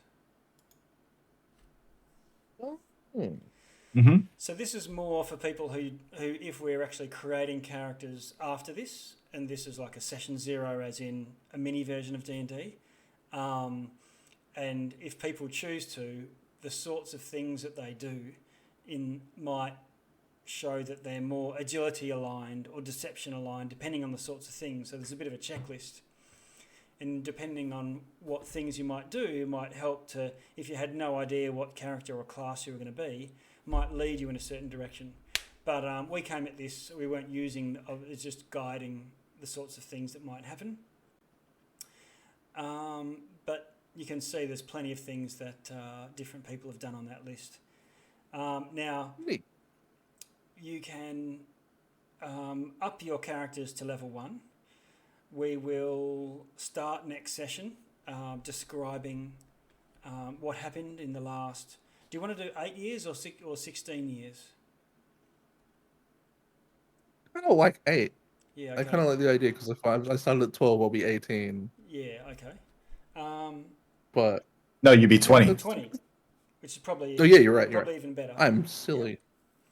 And for those of you who are sort of... I think there was some that were 10, so that's 18. So just graduated from whatever training that you've been doing.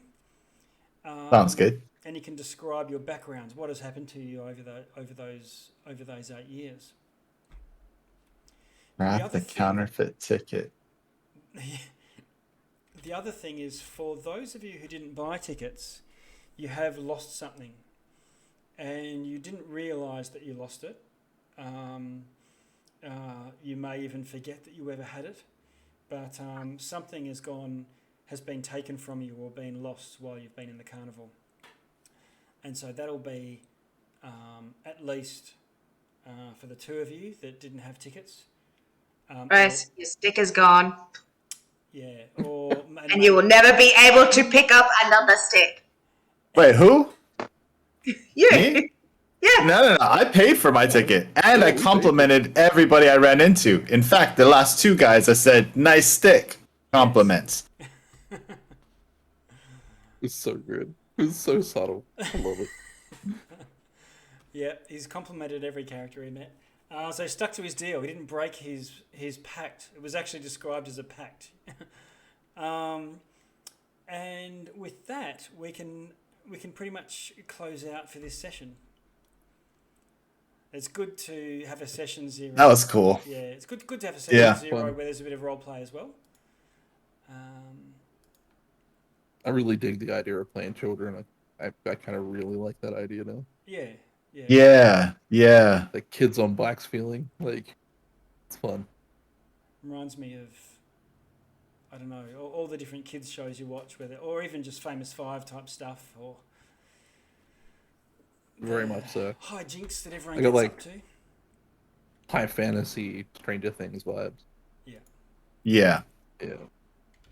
Okay, now we'll sort out what's happening with Bloom in the meantime, and we'll also definitely expecting Daisy.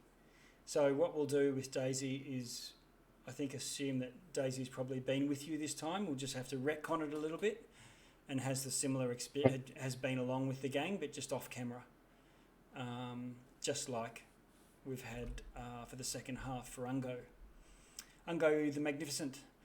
And with that, I'm going to play some closing music. Let's have a look.